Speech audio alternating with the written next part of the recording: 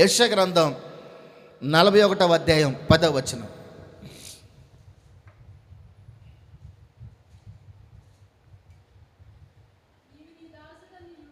యెషయా గ్రంథం 41వ అధ్యాయం 10వ వచనం.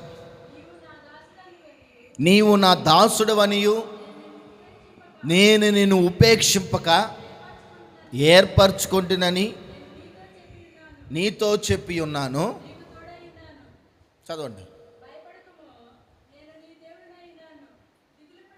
దిగులు పడకము, నేను నిన్ను బలపరుతును. చాలు, దేవుని మహిమ కలుగును గాక. చెప్పండి గట్టిగా హల్లెలూయా.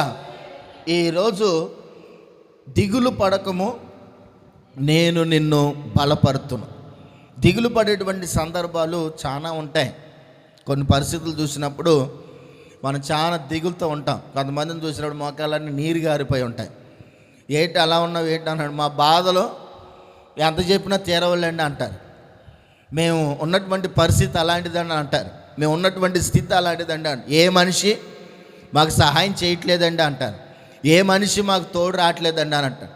ఏ మనిషి ద్వారా మాకు ఏ రూపాయి కూడా లాభం లేదండి. ఏ మనిషి కూడా మేము ఆపదలు ఉన్నప్పుడు మమ్మల్ని ఆదుకోవట్లేదండి. అందుకని మాకు దుఃఖం కాక ఏమొస్తుందండి అని చెప్పేవాళ్ళు చాలామంది ఉంటారు. అప్పుడు దేవుడు అంటున్నాడు, దిగులు పడకు, నేను నిన్ను బలపరుతును. ఒకవేళ మనుషులు మనల్ని బలపరిచారనుకోండి, ఎంతవరకు బలపరుస్తారు? ఈరోజు అవసరం ఉంది, ఓ 10 రూపాయలు అవసరం ఉంది, ఒకరోజు ఇస్తారు. రెండో రోజు అవసరం ఉంది, రెండో రోజు ఇస్తారు. మూడో రోజు ఇవ్వగలుగుతాడా? నాలుగో రోజు ఇవ్వగలుగుతాడా? ఎవరు కూడా సహాయం చేయలేరు. ఇంట్లో చాలా పని ఉంది, ఒక్కదానివే చేయలేవు. ఎవరు చేస్తారు? ఎవరు వచ్చి ఎంతకాలం కూడా చేయలేరు. కాబట్టి నీకున్న పనిని బట్టి, నీకున్నటువంటి భారాన్ని బట్టి నువ్వు దిగులు చెందవలసినటువంటి అవసరం లేదు. అందుకని ప్రభు చెప్తున్నాడు, మనుషులు నీకు సహాయం చేస్తారని ఆశపడుతున్నావా? మనుషులు నీకు సహాయం చేయట్లేదని దిగులు పడుతున్నావా? దిగులు పడకు, నేను నిన్ను బలపరుస్తాను. నీవే అన్ని పనులు చేసుకుంటావు. ఎవరి మీద ఆధారపడవు. ఈరోజున వాళ్ళ మీద వీళ్ళ మీద ఆధారపడ్డాం అనుకోండి, వాళ్ళ మీద ఆధారపడితే వాళ్ళు చేసినప్పుడు సంతోషంగానే ఉండదు, చేయకపోతే ఎంత దిగులుతో ఎంత బాధతో ఉండదో. అందుకని ఏ పనైనా సరే మనం ఇతరుల మీద ఆధారపడ్డప్పుడు బాధ వేస్తుంది. ఒకరోజు చేసి, రెండో రోజు చేసి, మూడో రోజు సహకరించట్లేదు. అయ్యో ఏంటి ప్రభా, కుటుంబంలో యజమాని సహకరించట్లేదు, యజమానురాలు సహకరించట్లేదు, పిల్లలు సహకారులుగా లేరు. చర్చి విషయానికి వస్తే చర్చిలో యవనస్తులు సహకారులుగా లేరు, సంఘము సహకారిగా లేదు. ఏంటి ప్రభు అని చెప్పేసి కొన్ని సందర్భాల్లో మనకు బాధ కలుగుతున్నప్పుడు ఆ బాధను చూసి మరింత కృంగిపోయేటువంటి పరిస్థితి వస్తుంది. అప్పుడు అంటాడు ప్రభు, నేను నిన్ను బలపరుస్తాను. చెప్పండి హల్లెలూయా. నేనే నిన్ను బలపరుస్తాను, నువ్వు చేసుకో. నేనే నిన్ను బలపరుస్తాను, నువ్వే చేసుకో. నువ్వే శక్తి సామర్థ్యాలు పొందుకో. వాళ్ళ మీద వీళ్ళ మీద ఎందుకు ఆధారపడతావు? ఏ పనైనా సరే నువ్వు చేసుకునేటట్లుగా నేను నిన్ను మార్చబోతూ ఉన్నాను.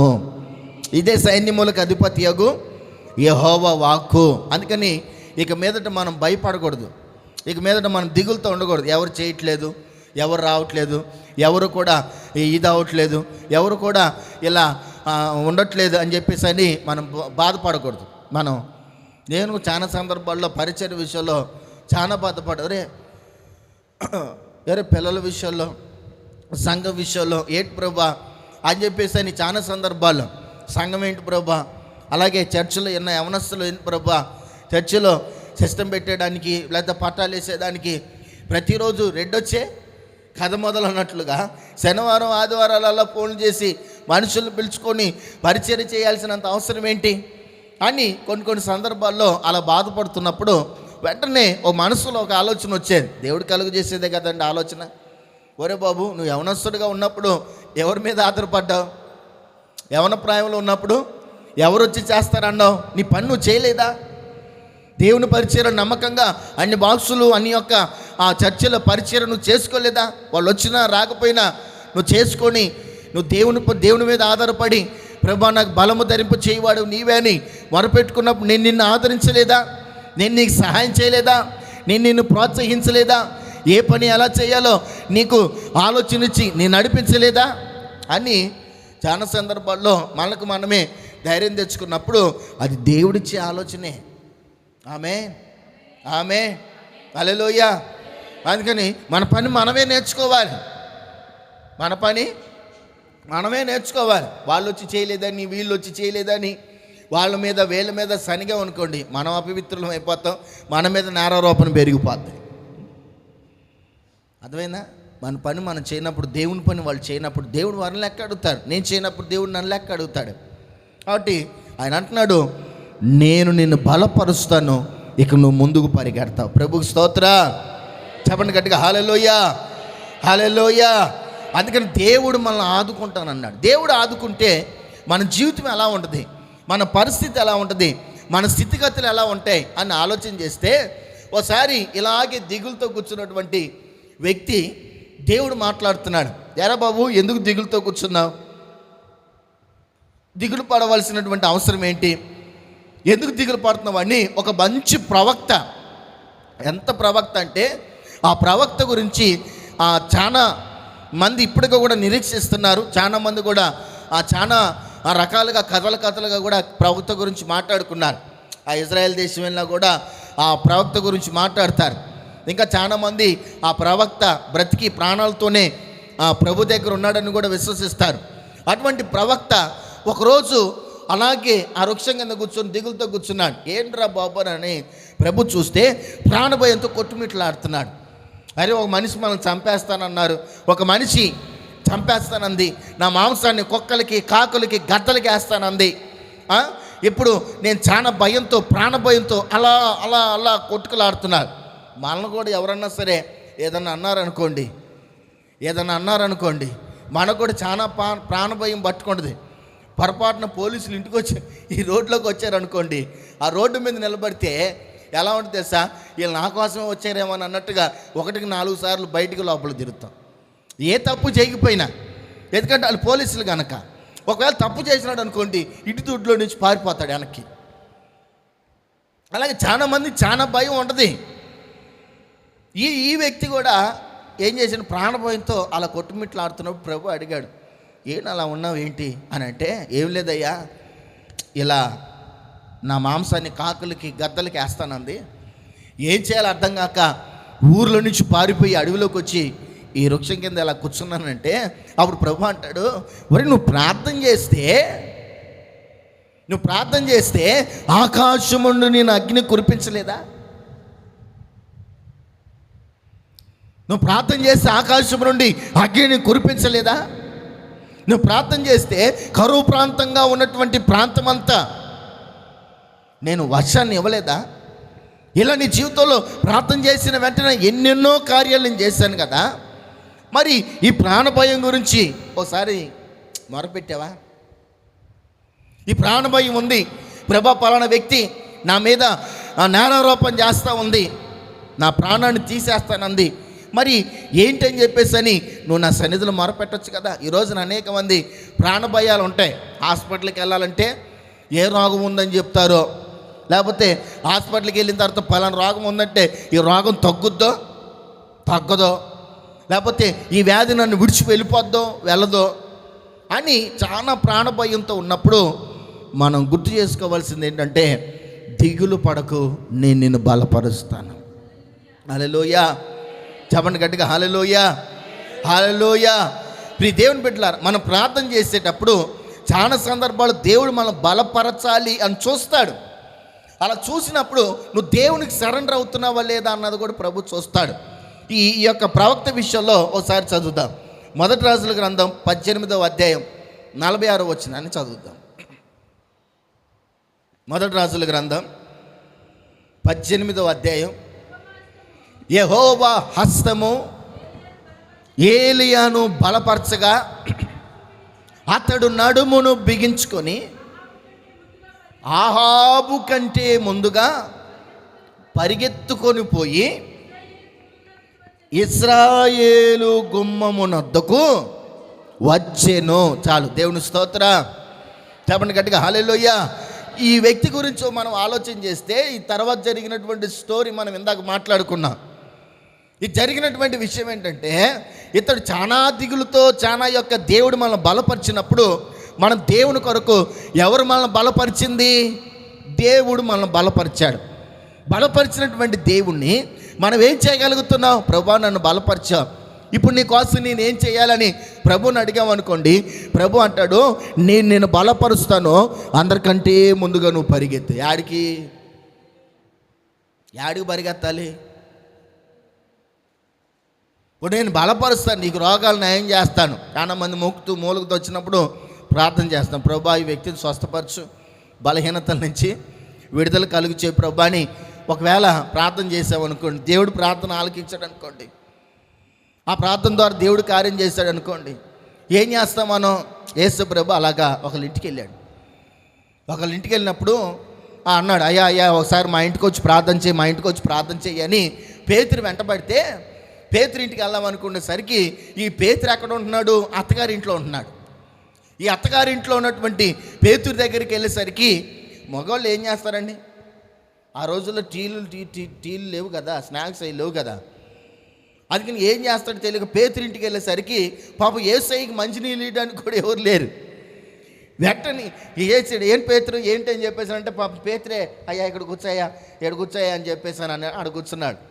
కూర్చునేసరికి ఇక మంచినీళ్ళు ఇచ్చేవాళ్ళు లేరు, ఇల్లంతా బోసిపోయినట్టుగా ఉంది. ఏంటనంటే కొంతమంది ఇళ్లల్లో ఎవరు కూడా మంచినీళ్ళు కూడా ఆడవాళ్ళే తెచ్చేవాలి, వాళ్ళకే వాళ్ళు తెచ్చుకోలేరు. మళ్ళీ తాగినటువంటి నీళ్ళు కూడా వీళ్ళే తీసుకెళ్ళాలి, వీళ్ళు జమీందారులు. కొంతమంది స్నానానికి వెళ్తారా, టవల్ కూడా తీసుకెళ్ళరు. కొంతమంది స్నానానికి వెళ్తారా, సబ్బు ఉందో లేదో కూడా చూసుకోరు. ఆ బాత్రూంలో మా టవల్ ఎత్తురా, మా సబ్బు ఎత్తురా, వీళ్ళకి సిగ్గు అనేది ఉండదు. టవల్ తీసుకెళ్ళరు, సబ్బులు తీసుకెళ్ళరు, ఏం తీసుకెళ్ళరు. వీళ్ళకి బాత్రూంలో ఉండి కేకలాడుతుంటారు. ఎందుకంటే వీళ్ళు జమీందారులు కనుక. అది వెళ్ళేటప్పుడు ఒక పని మీద వెళ్ళేటప్పుడు ఆ పనికి సంబంధించినవి అన్నీ చూసుకుని జ్ఞానం లేని వాళ్ళు. ఇలాగే పేతురు అలా యేసయ్యకి అలా కుర్చీ వేసాడు అంతే, మిగతాదంతా చేయవలసింది ఎవరు? అత్తగారే చెయ్యాలి. మరి ఈ పేతురు భార్య ఆడికి వెళ్ళిందో మరి ఆ రాయబళ్ళ పేతురు భార్య గురించి కనీసం రాయబళ్ళ. పాప ఆమె ఎంత గట్టుకురాలో, ఎటువంటి వ్యక్తో, ఎటువంటి పరిస్థితుల మధ్యలో ఉన్న వ్యక్తో ఎవరికి తెలియదు. అప్పుడు యేసయ్య చూశాడు, పరిస్థితి అంతా అర్థమైనట్టుంది. పాపం వీళ్ళ అత్తగారి అన్నీ చేసిద్దేమో, ఒకవేళ చేస్తే ఊరుకోదేమో, ఎందుకు వచ్చిన గొడవలని ప్రార్థన చేశాడు. పేతురు అత్తని యేసయ్య ముట్టగా ఆమెకు ఉన్నటువంటి జ్వరం ఆమెను విడిచి పోయెను. అప్పుడు లేచి ఆమె పరిచర్య చేశాను అని రాయబడింది. ఇప్పుడు దేవుని ద్వారా నీ జీవితంలో ఉన్నటువంటి బలహీనతలు, ఉన్నటువంటి వ్యాధులు, ఉన్నటువంటి రోగాలు నీ శరీరాన్ని విడిచి వెళ్ళిపోయినప్పుడు నువ్వు మొట్టమొదటి చేయవలసిన పని ఏంటో తెలుసా? అమ్మయ్యా నా శరీరానికి ఉన్న రోగాలు పోయాయి, ఇప్పుడు నేను హ్యాపీగా డ్యూటీ చేసుకోవచ్చు. రైసలా ఇప్పుడు నేను హ్యాపీగా మా అమ్మోళ్ళ ఇంటికి వెళ్ళొచ్చు, నేను హ్యాపీగా రోడ్లు అమ్మడి పడి తిరగచ్చు, నేను హ్యాపీగా నా ఇష్టానుసారమైన పని చేసుకోవచ్చు. ఒరే బాబు, నువ్వు బాగుపడింది దేని ద్వారా? దేవుని యొక్క మాట ద్వారా, దేవుని ప్రార్థన ద్వారా, దేవుని హస్తము ద్వారా నువ్వు బలపరచబడ్డావు. నువ్వేం చేయాలి? దేవుని పరిచర్య చేయాలి. ఈ అత్తగారు ఏం చేసింది? యేసయ్యకు పరిచర్య చేసింది. ఈ రోజుల్లో మనకున్నటువంటి కొన్ని బలహీనతలు ఎంత ప్రార్థన చేసినా బాగుపడడానికి కారణం ఏంటి? ప్రభుకి తెలుసు. అందుకని ఆయన ఏమన్నా తెలుసా, అప్పటికప్పుడు స్వస్థపడతాడు. తర్వాత పరిచర్య చేయలేనటువంటి ఆత్మ లేనప్పుడు నీ జీవితంలో ఏ కార్యం కూడా ప్రభు చేయలేడు, ఏ కార్యం కూడా ప్రభు పొరపాటును చేయలేడు. గూడూరు దగ్గర సేవ చేసేటప్పుడు, గూడూరు చెన్నైకి యువతల, ఆ గూడూరు దగ్గర సేవ చేసేటప్పుడు పాపం అప్పుడు సిస్టర్లు తక్కువ. సేవ చేసేటప్పుడు ఆ పరిచర్య రైల్వే ట్రాక్ పక్కనే అలా ఉంటుంది చర్చి. ఆ పరిచర్య చేసేటప్పుడు మేము బ్రదర్లు ఉండేవాళ్ళం. పాపం ఈ అన్నోళ్ళు ఏమి ఉతుక్కుంటారు వస్త్రాలు, వీళ్ళు ప్రార్థనకి వెళ్ళి వస్తారు, పగల ప్రార్థనలు, రాత్రి ప్రార్థనలు. సిస్టర్లు ఉంటే ఉపవాస ప్రార్థనలు చూసుకునేవాళ్ళు. సిస్టర్లు పగల ఇళ్లలో గృహ కూడికలు ఉంటాయి, కొంతమందికి ఉంటుంది కదండి 7 వారాల ప్రార్థన, లేకపోతే మా ఇంట్లో ప్రార్థన పెట్టి ఏదో సమస్యలు ఉన్నాయి అని ప్రార్థనలు పెడతాడు. సిస్టర్లు వెళ్ళి చూసుకునేవాళ్ళు. మిగిలిందంతా ఈవినింగ్ టైం ప్రార్థన, ఏదన్నా ప్రార్థనలు ఉంటే ఈవినింగ్ టైంలో సిస్టర్ వేసుకొని వెళ్ళి పాస్టర్లు బ్రదర్లు చూసుకునేవాళ్ళు. కానీ అక్కడ సిస్టర్ లేరు. పగల ప్రార్థన అయినా మేమే, రాత్రి ప్రార్థన అయినా మేమే. ఇలా చూసుకునేసరికి పాపం తల్లిగారయ్యా ఒకరోజు అలాగే కూర్చొని ప్రార్థన లేనప్పుడు కూర్చొని ఇన్ని బట్టలు ఉన్నాయి మా ఈ పాస్టర్ గారు వీళ్ళందరి ఇన్ని బట్టలు ఇంచుమించుగా ఎన్ని ఒక 4-5 బకెట్లు. ఆ 4-5 బకెట్లు బట్టలు వేసుకొని అలాగే కూర్చొని పాపం ఇప్పుడు ఎందుకు వచ్చింది దశమభాగం తీసుకొని ప్రార్థన చేయించుకోవడానికి వచ్చింది. అప్పుడు ఇది ఎందులో దశమభాగం అని అంటే ఫంక్షన్లో నుంచి తీసుకొని వచ్చినప్పుడు అప్పుడంతా ఫంక్షన్ 300 రూపాయలు అనుకుంటా, 300-500 అప్పుడు. ఇప్పుడంటే ఒకరి మీద ఒకరు పోటీ పడి పెంచేస్తున్నారు. శాలరీ కూడా పెరగట్లా, పైసలా శాలరీ కూడా పెరగట్లా. ఈ ఫంక్షన్ మాత్రం అలాగా ఈ గవర్నమెంట్ వస్తే 3 ఏళ్ళు, ఆ గవర్నమెంట్ వస్తే 4 ఏళ్ళు వీళ్ళు దనుకుంటే వస్తారు. ఇక రేపు 2029 ఎలక్షన్ మేము 5,000 చేస్తాం అంటాడు. ఇంకొకటి అంటాడు 5,000 కాదు మేము 6,000 చేస్తాం అంటాడు. వీళ్ళ పని బాగుంది. పాపం అప్పట్లో పాపం 500 అందులో నుంచి దశమభాగం తీసుకొని వచ్చేటప్పుడు మేమందరం మేడం తలుపు కొడుతుంది ఆడ మందిరం వెనక బట్టలు ఉతుక్కుంటున్నాం. పాపం చూసింది ఎప్పుడు అయ్యా ఇవన్నీ అమ్మ మాకు ఏడ ఖాళీ ఉంటుందమ్మా ఇక ఇవన్నీ చూస్తే పాపం ఆ రోజు నుంచి అండి తల్లిగారు విధవరాలు. ఆ రోజు నుంచి మా బాధ మా ప్రయాస చూసి అయ్యా 2 రోజులకు ఒకసారి నేను ఉతుకుతాను, రోజు నేను రాలేను కానీ 2 రోజులకు ఒకసారి వచ్చి ఉతుకుతాను. ఇదిగో బుట్ట కొనుక్కొని వచ్చి ఇడిచినవి అన్నీ ఇందులో వేయండి. ఎందుకంటే దానికి ముందు జరిగింది ఏంటో తెలుసా, ఇడిచిని ఉతికిని అన్నీ మళ్ళీ ఉతికేసింది ఆమె. ఇడిచినవి అప్పట్లో ఇస్త్రీ లేవు కదా, ఇస్త్రీ లేదు అప్పుడు. మడత పెట్టుకొని దిండి కింద పెట్టుకుంటే ఇస్త్రీ మడత వేసి దిండి కిందో లేకపోతే మంచి బరువు కిందో పెట్టుకుంటే మేమేం చేసేవాళ్ళం, ఒక పేపర్ వేసి ఆ పేపర్ బాక్స్ కింద పెడితే తెల్లారికి ఇస్త్రీ అయ్యేది. అంటే ఇస్త్రీ మడత వచ్చేది, ముడతలు పోయేవి కాదు. హల్లెలూయా. ఈ రోజుల్లో తల్లిదండ్రులే పిల్లలకు బట్టలు ఇస్త్రీ చేస్తున్నారు మహాతల్లులు. ఎంత యోగ్యత అండి ఆమె. వీళ్ళేమో సోగ్గాడు సామనాథులాగా తిరుగుతుంటారు. ఆడపిల్లలు అయినా మగపిల్లలు అయినా గాడిదంత వయసు వచ్చినా కానీ ఇంకా ఆడపిల్లల బట్టలు అమ్మా నాన్నలో ఉతకాలి, పోసినా ఉతకాలి, ఇప్పినా ఉతకాలి. ప్రైజ్లా చెప్పండి గట్టిగా హల్లెలూయా. ఇంకా గట్టి చెప్పండి హల్లెలూయా. వీళ్ళు జమీందారులు అయిపోయారు, తీసుకొచ్చే 10,000 రూపాయల జీతానికి వీళ్ళు జమీందారులు. ప్రైజ్లా. పాపం ఇన్ని బట్టలు అలా ఉతుకుతుంటే ఆమె ఒకరోజు లేచి నిలబడి సాక్ష్యం చెప్పింది. ఏమని తెలుసా, నేను బలహీనమైనటువంటి వ్యక్తిగా ఉన్నా, ఒకటి నా శరీరంలో బలహీనత ఉంది. ఏంటంటే ఎముకలో ఏదో ఉండేదండి, దాని ఎముకని ఏమంటారు మెడికల్లో ఏదో అంటారు. ఆ ఎముకలో ఒకరోజు ఆమె ఏదో కింద పడో మరి ఏదో ఆ ఎముకల మధ్యలో ఇలాగా మొత్తం ఎముకలన్నీ వెనకాల ఉన్నటువంటి ఆ బ్యాక్ బోన్ అంతా కూడా వెన్నుపూస ఇలా దగ్గరకు అయిపోయింది. ఆమె నడవలేని పరిస్థితి, ఎక్కువసేపు నిలబడలేని పరిస్థితి, ఎక్కువసేపు వంగలేని పరిస్థితి. ఇలాగే ఆమె శరీరం బలహీనతతో ఏడుస్తూ ఉండేది. మేము వెళ్ళినప్పుడు కూడా ఆ బాధ చెప్పేది. ఒకరోజు లేచి నిలబడి సాక్ష్యం చెప్తుంది. ఏమన్నా తెలుసా, మేము ఎంత బాధపడి ఉన్నాం మీ అందరికీ తెలుసు. దాని ద్వారా 7 వారాల ప్రార్థనలు కూడా నేను పెట్టుకున్నాను. కానీ ఎప్పుడైతే సేవకుల బాధను నేను చూసి ఆ వస్త్రాలు అలా ఉతికానో, దేవుని సేవకులకు పరిచర్య చేయడానికి నాకున్నటువంటి ఆ బలహీనత, నేను ఎప్పుడైతే ఆ బలహీనతను లెక్క చేయకుండా ప్రభు కోసం నేను నిలబడ్డానో, నేను ఇలాగా నా ఎముకలో ఉన్నటువంటి ఆ బలహీనత మొత్తం పోయిందంట. హల్లెలూయా. చెప్పండి గట్టిగా హల్లెలూయా. అందుకని బైబిల్లో రాయబడి ఉంది, సేవకుడని సేవకుని చేర్చుకునేవాడు సేవకుని ఫలం పొందుతాడు. Praise Lord. చెప్పండి హల్లెలూయా. హల్లెలూయా. ఆమెకు అనుమానం వచ్చి ఏంటి నొప్పి రావట్లేదని అనుమానం వచ్చి పాత రిపోర్ట్లు తీసుకొని ఒకసారి మళ్ళీ స్కానింగ్కి పోతే వాళ్ళు అన్నారంట, అమ్మ నీకు ఏ ప్రాబ్లం లేదు కదా, మరి ఈ రిపోర్టు ఎలా వచ్చింది ఏంటని. ఆ 2 తీసుకొని వచ్చి దేవుని సన్నిధిలో సాక్ష్యం చెప్పింది. అప్పుడు జనాలు మేము కూడా జాడెత్తాం. ఏం జాడెత్తాం, ఆలోపు సిస్టర్లు కూడా వచ్చారు. దేవుని మహిమ కలుగును గాక. అందుకని అవకాశం ఉన్నప్పుడే మనం ఏది కూడా నామూషిగా మనం ఫీల్ అవ్వకూడదు. ఈరోజు చాలామంది చర్చిలో అంట్లు తోమాలన్నా, చర్చి ఓడవాలన్నా, వస్త్రాలు ఏదన్నా మడత పెట్టాలన్నా, వస్త్రాలు ఏదన్నా తీయాలన్నా ఎంతమందికి ఎంత నామూషో. నామూషిగా ఉంటే కుదరదండి. ఇది దేవుని పని, ఇది సేవకులు మా సేవకుడి పని, లేదంటే దేవుడు మాకు ఇచ్చినటువంటి ఆ మందిరం పని అన్నట్లుగా నువ్వు విశ్వసించి నువ్వు చేస్తే నీ జీవితంలో దేవుడు గొప్ప కార్యాన్ని చేస్తాడు. హల్లెలూయా. అందుకని బైబిల్లో రాయబడింది, ప్రభువునందు పడ్డ ప్రయాస ఏది వ్యర్థం కాదు, ఏది కూడా దేవుడు వ్యర్థం చేయడు. ఎందుకనంటే నువ్వు సేవకుడిని, నా సేవకుడి మాట రూఢిపరుస్తాను అన్నాడు దేవుడు. మరి ఈరోజు దేవుని యొక్క వాక్యం కూడా అదే చెప్తుంది. ఏలియాను బలపరిచిన అదే హస్తం ఈరోజు మనల్ని కూడా బలపరచునుగాక. ఆమేన్, ఆమేన్. అప్పటి నుంచి ఆమె ఇంకా దేవుని మందిరంలో పరిచర్య చేయటం, ఆమెను చూసిన అనేక మంది ఇంకా దేవుని మందిరంలో దేవుని బిడ్డలారా ఆ ఒక్క సాక్షి విని మందిరం ఓడవడానికి, మందిరం తుడవడానికి, పట్టాలు వేయడానికి, దేవుని మందిరం అంతా శుభ్రపరచడానికి ఎంతమంది వచ్చారండి.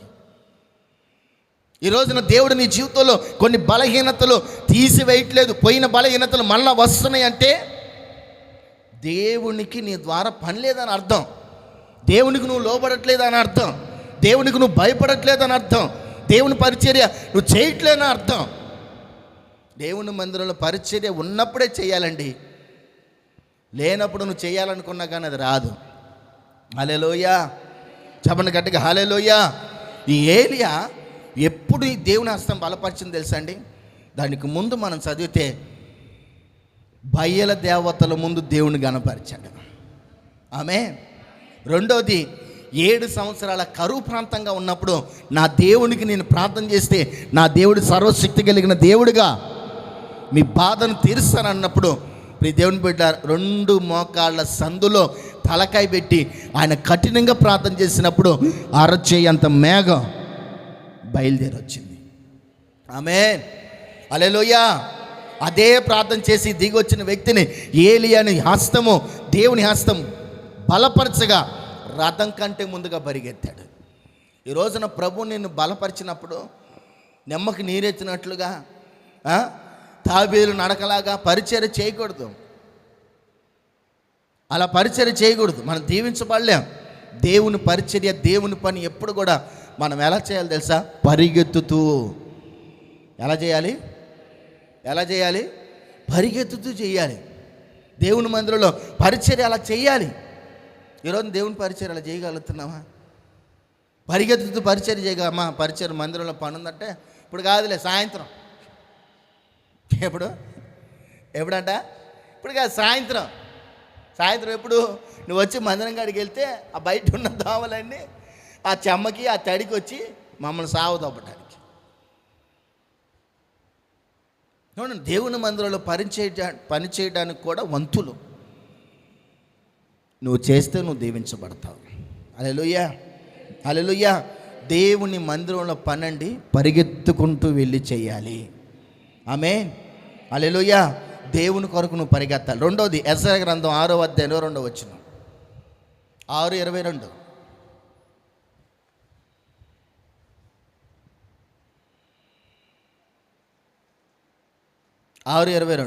యెషయా 6:22. కీర్తనలకు ముందే ఉంటుందమ్మా.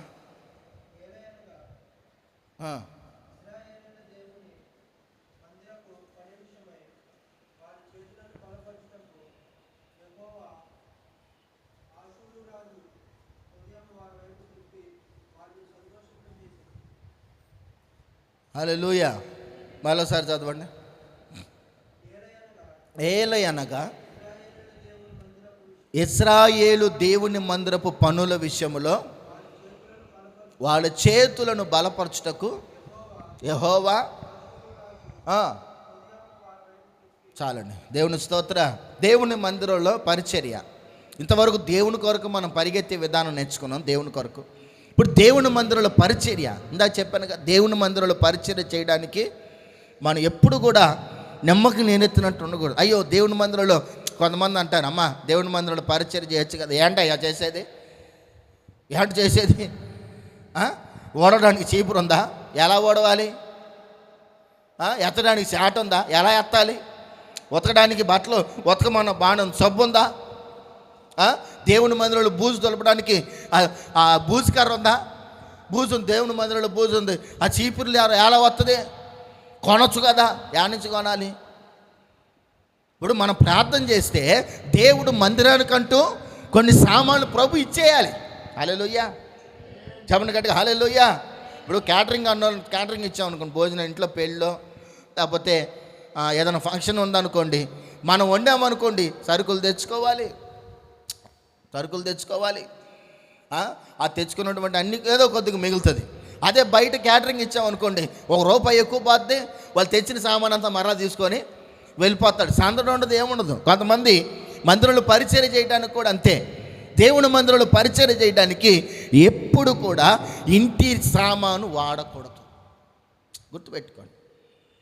దేవుని మందిరంలో పరిచర్య చేయడానికి ఎప్పుడు కూడా ఇంటి వాడకూడదు. దేవుని మందిరానికంటూ ప్రతిష్ఠించబడ్డ వస్తువులు కొన్ని రావాలి. దేవుని మందిర పనుల నిమిత్తమై, దేవుని మందిర నిర్మాణం నిమిత్తమై వారి దగ్గర ఏమీ లేదు, కొనడానికి ఏమీ లేదు, చేయడానికి ఏమీ లేదు. ఇంకా వాళ్ళకి ఏదైనా తీసుకుందామన్న స్తోమత లేదు. దేవుని మందిరం అంతా అలా చెల్ల చెదర అయిపోయింది. కట్టాలని ఆశ ఉంది, చేయాలని ఆశ ఉంది. ఏం చేయాలో అర్థం కాదు. ప్రభా ఏంటి ప్రభా మా పరిస్థితి, మా స్థితిగతులు బాగుంటే మేము ఏదో ఒకటి సహకరించే వాళ్ళం, ఏంటి ప్రభా అని వాళ్ళు ప్రార్థన చేస్తే దేవుడు ఎవరిని ప్రేరేపించాడంట? దేవుని మందిర పనుల నిమిత్తమై ఆషూరు రాజును దేవుడు ప్రేరేపించాడు.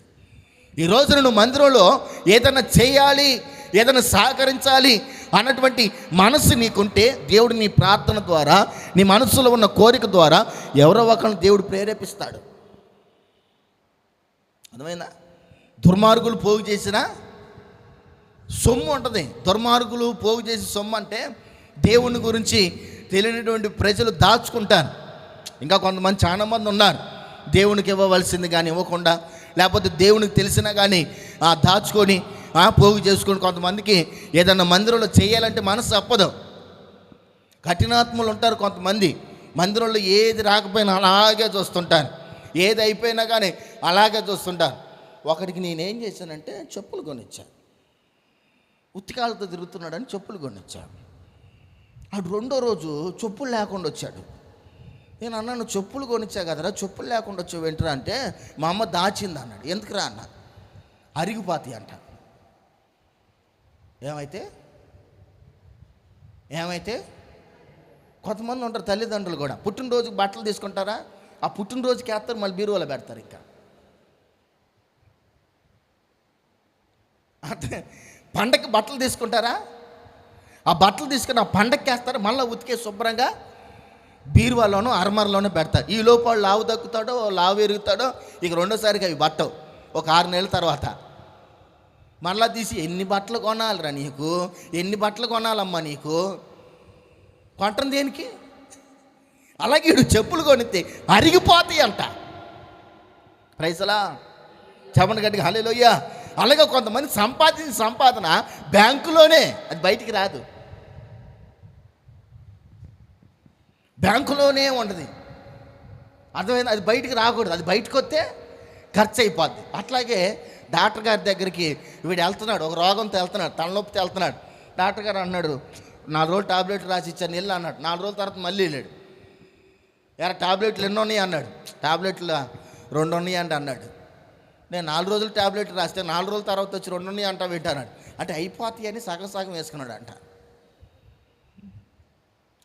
ఏంటే అయిపోతాయి అని సగం సగం వేసుకున్నాడంట. నీకు రోగం పోవాలా వద్దా? నీకు ఉన్నటువంటి దరిద్రం పోవాలా వద్దా? ఈ రోజున దరిద్రాలు కొన్ని తెచ్చుకుంటాను, దరిద్రాలు పోగేసుకుంటారు. కొంతమంది జీవితాలు ఎలా చేస్తుంది అన్యులు చూడండి, వాళ్ళ జీవితాల్లో ఉన్న స్థితిగతులన్నీ మార్చబట్టడానికి భూదానం, గోదానం, వస్త్రదానం, అన్నదానం, ఇవన్నీ దానాలు చేస్తూనే ఉంటారు. కానీ క్రైస్తవ సమాజంలోకి వచ్చిన వాళ్ళు మాత్రం దేవునికి ఇవ్వవలసింది మాత్రం ఇవ్వరు, దేవునికి చేయవలసింది మాత్రం చేయరు. కారణం ఏంటంటే మేము వెళ్ళలేదు. యాడికి వెళ్ళలేదు? ప్రైజ్లా, చెప్పండి గట్టిగా హల్లెలూయా. ఇంకా గట్టి చెప్పండి హల్లెలూయా, హల్లెలూయా. దేవుని పని చేయడానికి, దేవుని పని ఎలా జరుగుతుంది? దేవుని పని జరగాలంటే, దేవుని పరిచర్య జరగాలంటే, మన జీవితంలో దేవుని మందిరంలో పని జరగాలంటే ప్రార్థన చేసినప్పుడు మా స్థితిగతులు బాగోలా, ఎవరో ఒకరిని ప్రేరేపించంటే ఆషూరు రాజును దేవుడు ప్రేరేపించాడు. ఈ రోజున మన దగ్గర లేకపోవచ్చు, ఒకవేళ ఉన్నా ఇవ్వలేని మనసు లేనప్పుడు, అయ్యా నేను ఇవ్వలేను, నా కష్టార్జిత నేను ఇవ్వలేను, నేను శ్రమ పడేటువంటి ఆ సంపాదన పెట్టలేను, ఎవరో ప్రేరేపించండి, దేవుడు ప్రేరేపిస్తాడు. అలా ప్రేరేపించినప్పుడు ఆ మందిరపు కావలసిన ప్రతి సామాగ్రి కూడా దేవుడు సమకూరుస్తాడు. హల్లెలూయా.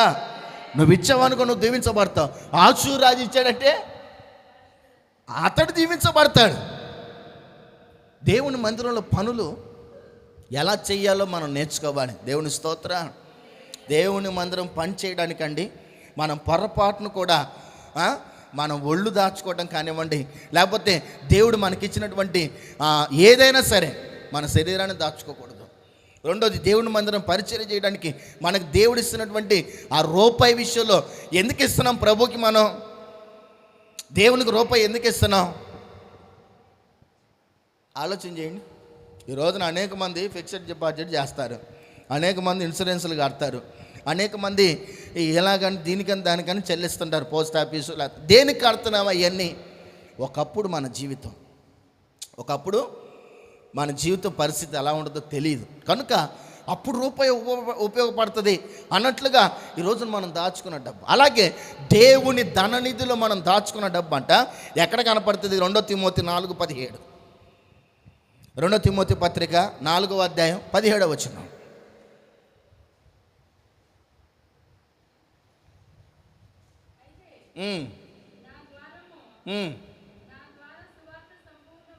నా ద్వారా సువార్త సంపూర్ణముగా ప్రకటింపబడు నిమిత్తము అన్యజనులందరూ దాన్ని విను నిమిత్తము ప్రభువు నా పక్కన నిలిచి నన్ను బలపరచెను గనుక. చాలండి. దేవుని స్తోత్ర. ఎవరు బలపరిచారంట? ఇప్పుడు దేవుని రాజ్య సువార్త చేయడానికి మనకు కూడా చాలా అవసరం. ఇప్పుడు అనేకమైన చోట్లకు వెళ్ళాలి అని అంటే ఆర్థికంగా ఉండడం చాలా అవసరం. ఇప్పుడు అనేక మంది చూడండి, ఈ రాజ్య సువార్త చేయడానికి ఎంతమంది ముందుకు వస్తున్నారు? దేవుని పరిచర్య చేయడానికి కొన్ని సభలకు వెళ్ళినప్పుడు కొంతమంది సేవకులు నాకంటే ముందు లేకపోతే నా తర్వాత ప్రసంగాలు చేయడానికి అవకాశం వచ్చినప్పుడు వాళ్ళు చెప్పే మాట ఏంటంటే, మీలో ఎంతమందికి సువార్త చేయాలని ఉంది అడగరా? మీలో ఎంతమందికి దేవుని పరిచర్య చేయాలని ఉంది?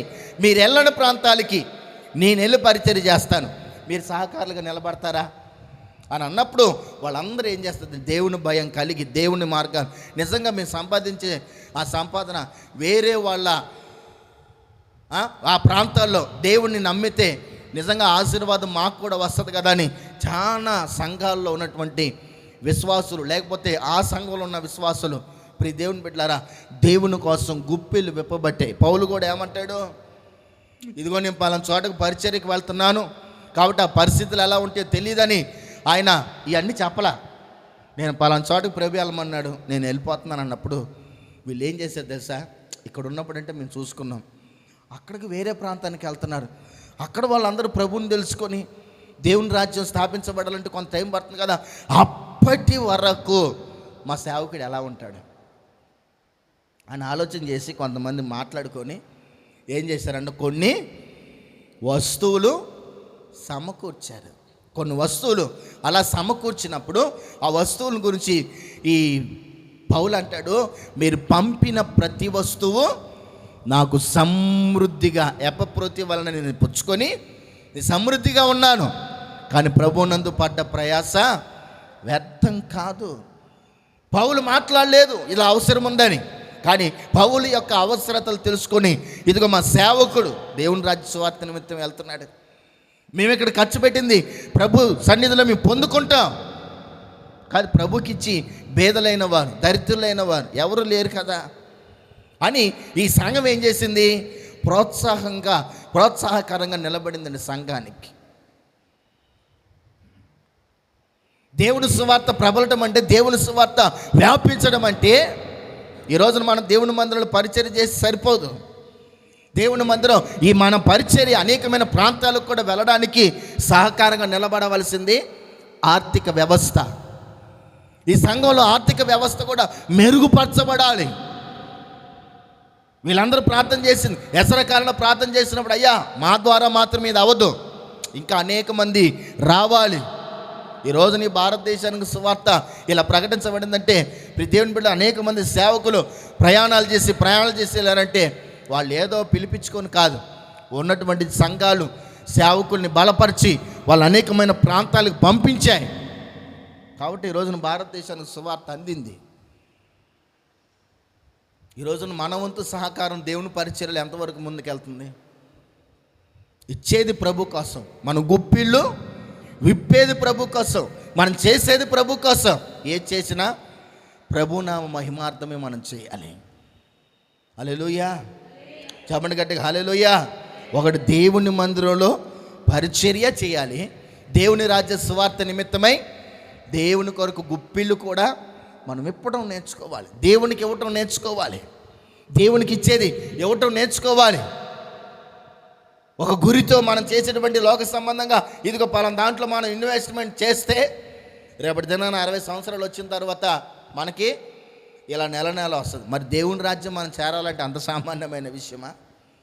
దేవుని రాజ్యంలో అడుగు పెట్టాలంటే అంత సామాన్యమైన విషయమా? దేవుని రాజ్యంలోకి వెళ్ళాలంటే మనం దేవుని కొరకు ఏం చేయగలుగుతున్నాం? ఈ లోకపరంగా దేవుడు నీకు ఇచ్చేటువంటి ఆ 100లో ఆ 10% ఇవ్వలేని నీ జీవితాన్ని దేవుడు ఆ పునాదులు కలిగిన పట్టణాన్ని ప్రభు ఎలా ఇస్తాడండి? ప్రభు ఎలా ఇస్తాడు? ప్రభు ఎలా ఇస్తాడు? బ్యాంకులో ఉండదు, బ్యాంకులో ఉండాలి, బీరువాలో ఉండాలి, చేతిలో ఉండదు, చేతిలోనే ఉండాలి, ఇంట్లో అన్ని సమృద్ధిగా ఉండాలి. దేవుని ఆశీర్వాదం కూడా కుప్పలు తప్పలుగా ఉచ్చిపడాలంటే యాడ్ నుంచి వచ్చి పడుతుందండి? యాడ్ నుంచి వచ్చి పడుతుంది. ప్రయాస లేకుండా ఏది కూడా మనం అనుభవించలేము. ఆమేన్, హల్లెలూయా. అందుకని ప్రభుకి మనం చేయవలసిన ప్రతి పని, ప్రభుకి ఇవ్వవలసిన ప్రతి రూపాయి ప్రభుకి ఇచ్చినప్పుడు దేవుడు అంటున్నాడు, నేను నిన్ను బలపరుస్తాను. హల్లెలూయా. సారెపతి విధవరాలు చూడండి, దైవజనుడు వెళ్ళాడు, అమ్మా ఏదన్నా పెట్టగలుగుతావా అని అంటే, నాకు బాగలేదు, నేను ఇప్పుడు పెట్టలేను అందా? నీ కరువులో ఉన్నావు, నీకు బుద్ధి ఉందా అందా?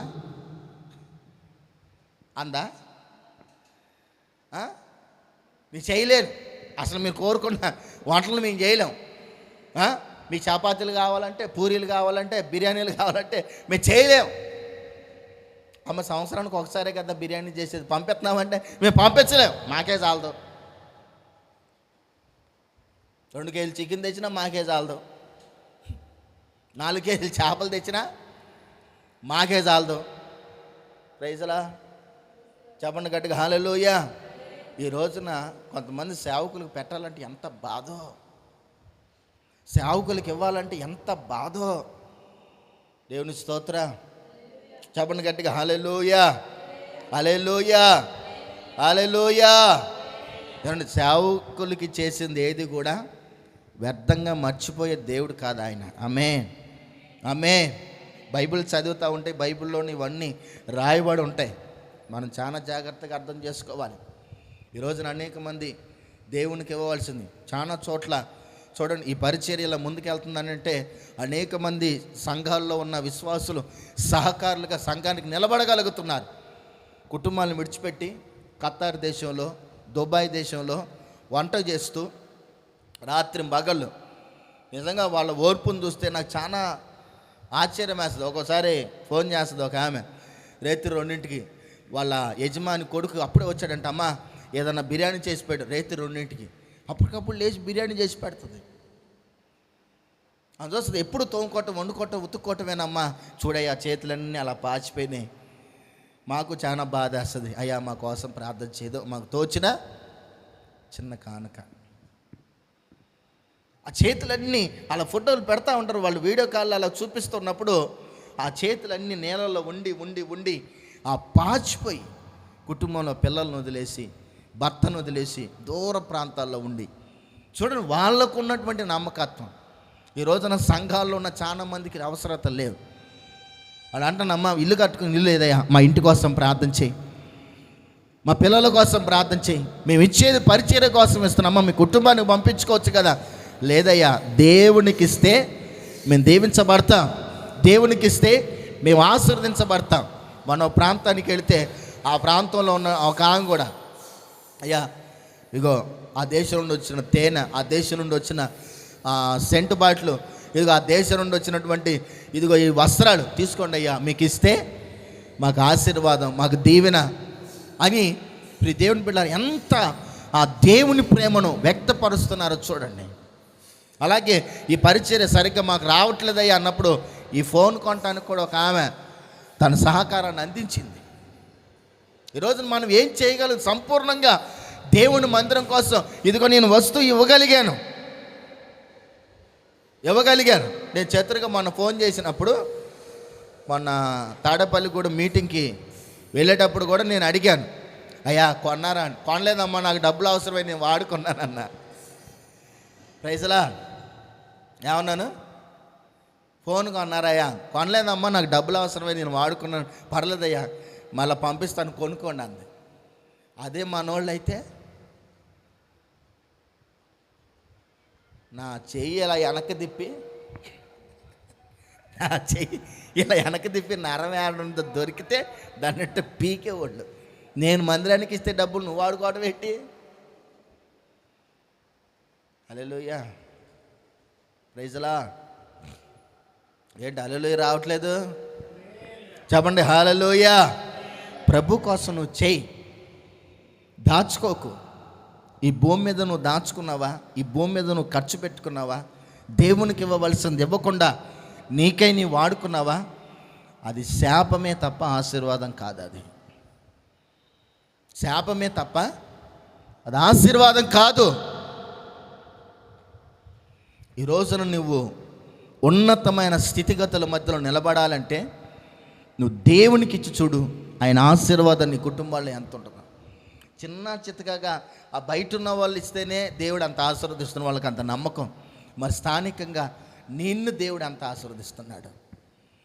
నీవు ఆశీర్వదించబడలేకపోవడానికి నీలో ఉన్న బలహీనత ఏంటి ఆలోచించి చూడండి. మందిరాలు ఎన్ని వస్తువులు, ఇదిగో నేను ఈ బాక్స్ కోసం ఇవ్వగలుగుతున్నానయ్యా నా కష్టార్జితాన్ని, లేదు ఇదిగో నేను ఈ ఫ్యాన్ కొనగలిగాను, లేకపోతే నేను ఇక బలిపీఠం చేయించగలిగాను, లేకపోతే నేను మందిరంలో దీనికోసం ఇవ్వగలిగాను. గుండెల మీద చేసుకుని నువ్వు చెప్పగలుగుతావా?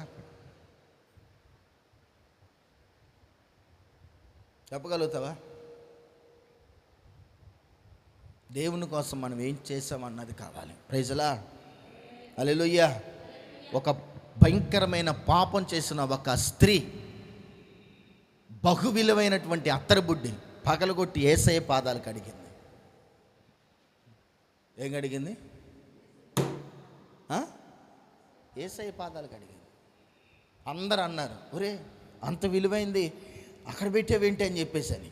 నేను అనుకున్నాను, అత్తరి విలువ అంత ఉంటుందా, లేకపోతే అది ఉంటుందా ఇది ఉంటుందా. మొన్న ఒకరు నాకు ఇచ్చిన సెంటు బాటిల్ ఇంచుమించుగా అది 3,000 రూపాయలు ఉంటుందంట. అంత తక్కువదే, 3,000 రూపాయలు ఉంటుందంట. ఆ ఇచ్చిన తేనె బాటిల్, స్వచ్ఛమైన తేనె బాటిల్, అది కూడా చాలా విలువైందే. ఆ దుబాయ్ నుంచి వచ్చేటువంటి ఇంపార్టెంట్ సరుకు. నాకు అనిపించింది నిజంగా ప్రభు కోసం ఇవ్వాలని మనసుంటే అసలు రేట్ల గురించి ఆలోచన చేయరా, అసలు డబ్బు విలువ ఉండదా అని.